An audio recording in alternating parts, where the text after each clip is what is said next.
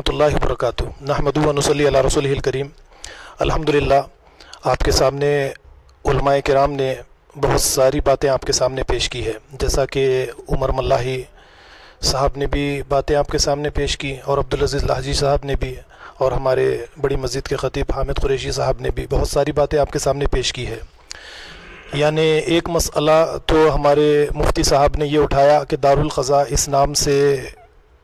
یعنی جب تک اس کے مقاصد کیا ہے، کس طریقے سے اسے نہیں چلایا جائے گا، اس مسئلہ یعنی کوئی نام چینج کر کے یا اسی نام کے ساتھ اس کے مقاصد کیا ہے، تو اس کے مقاصد کے بارے میں یعنی عبدالعزیز لاہجی صاحب ایک مرتبہ تشریف لے کر آئے تھے، اسی لیے تفصیل کے ساتھ ان کو اس بارے میں زیادہ معلومات حاصل نہیں ہے۔ جہاں تک میں نے یوٹیوب پر اور گوگل پر سرچ کیا، جس کے بعد میں مجھے اس بات کا پتہ چلا، پہلے تو میرا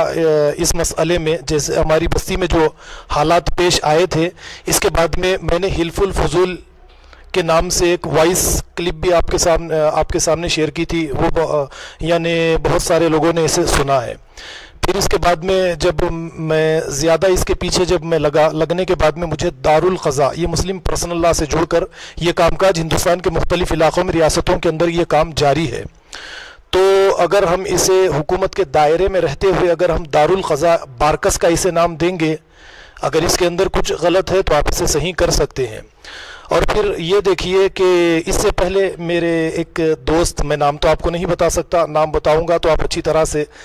یعنی جان جائیں گے۔ ایک مرتبہ انہوں نے میرے سامنے یہ بات رکھی تھی کہ بارکس ایک فیلڈ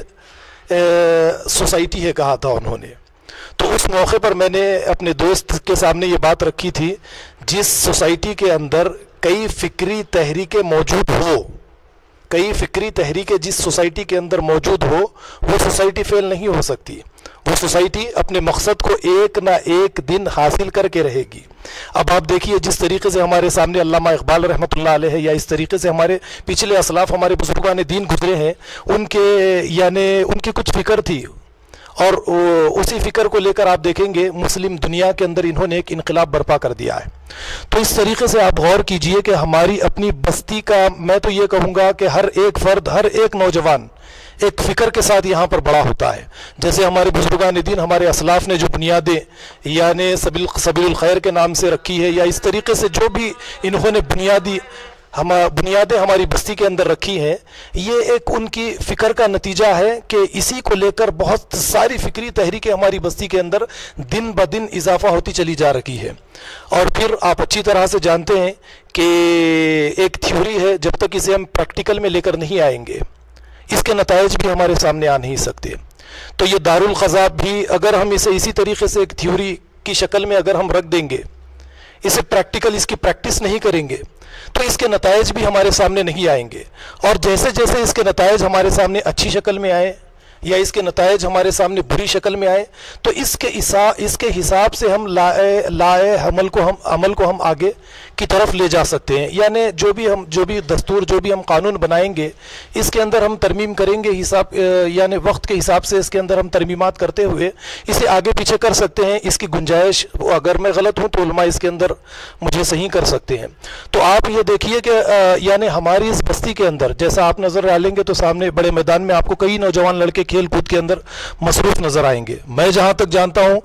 یعنی آپ جسمانی یعنی فزیکلی اعتبار سے لے لیجئے، ہمارے بستی کے بچے آپ کو طاقتور ملیں گے، یا آپ فکری اعتبار سے بھی لیں گے تو یہ بہت طاقتور آپ کو ملیں گے۔ ان کی طاقتوں کا اگر ہم صحیح طریقے سے استعمال کریں گے تو بڑے بہترین نتائج ہمارے سامنے آئیں گے۔ اللہ کے نبی صلی اللہ علیہ وسلم نے جب مکہ سے مدینہ ہجرت کی تھی،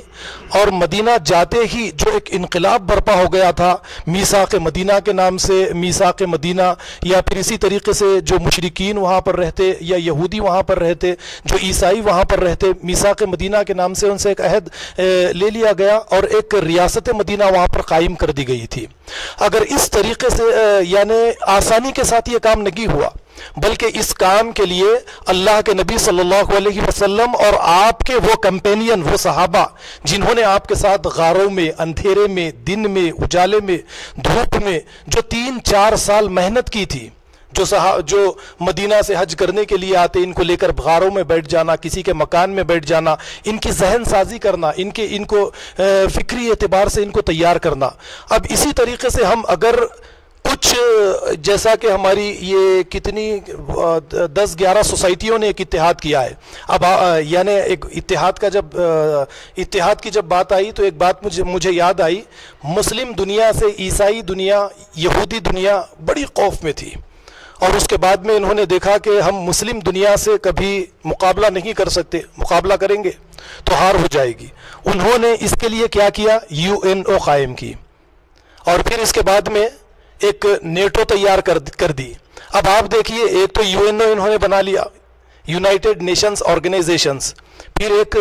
انہوں نے سارے ممالک کی افواج کو ایک جگہ پر لا کر اتحاد کر کے ایک بڑی فوج تیار کر لی۔ اب نہ ان سے عراق مقابلہ کر سکتا ہے، نہ سیریا مقابلہ کر سکتا ہے، نہ سعودیہ مقابلہ کر سکتا ہے، نہ پاکستان۔ ہمارے اندر اتحاد نہیں ہے۔ الحمدللہ آپ UNO کی جگہ پر آپ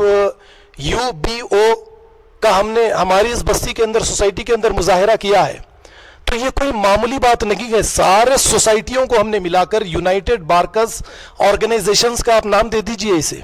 آپ غور کیجئے کہ اتنی سوسائٹیز کا ایک جگہ پر، جیسے امر ملاحی صاحب بار یہ کہہ رہے ہیں کہ کئی پھولوں کو ملا کر ہم نے ایک رنگین اور خوشبودار گلدستے کے اندر ہم نے تبدیل کر دیا ہے۔ یہ ہماری اتحاد کی ایک بہت بڑی طاقت ہے۔ سوسائٹی جب اس اتحاد کو دیکھے گی، اور یہ تمام کی تمام سوسائٹیاں، تنظیمیں مل کر لوگوں کے اوپر کام کاج کریں گی، اپنے اپنے طور پر فکری اعتبار سے انہیں تیار کریں گی کہ اب دارالخزا بارکس تیار ہو گیا ہے، اپنے اپنے اختلافات کو یہاں پر لائیے، اور قاضی جو فیصلہ کرے اسے ماننا ہمیں پڑے گا۔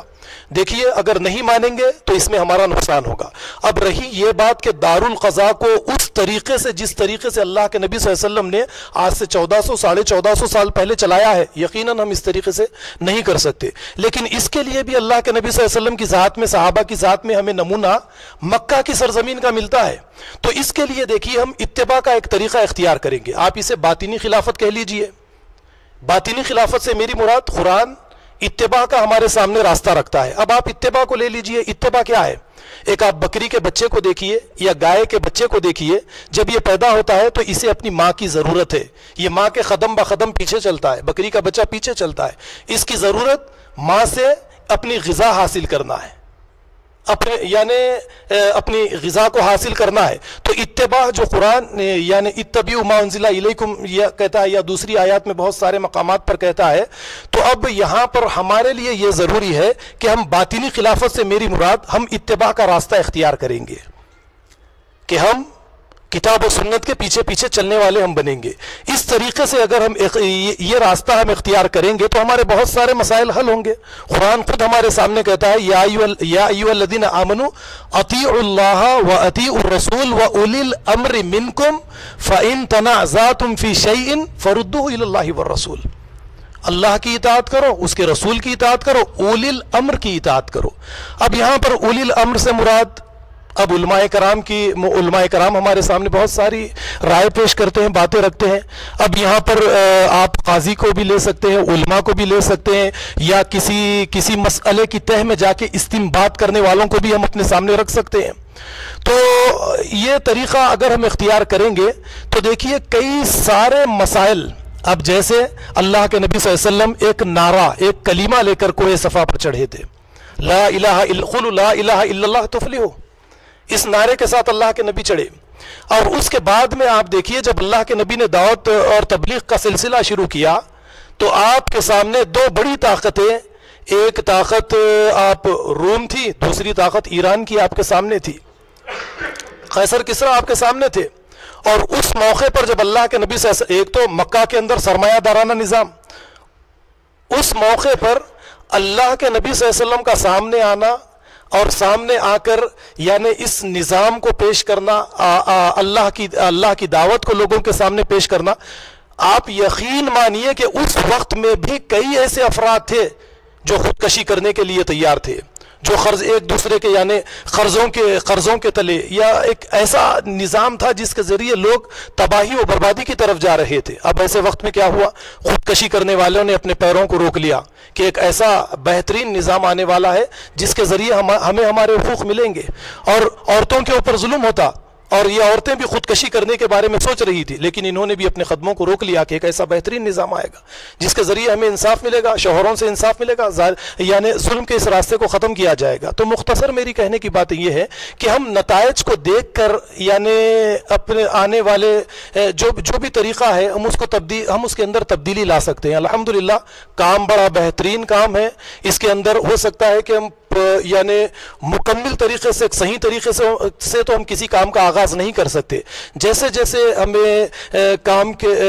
کے اندر اچھائی اور اس کی برائی جیسے نظر آئے گی، اس کے مطابق علماء ہمارے بیچ میں موجود ہے، تو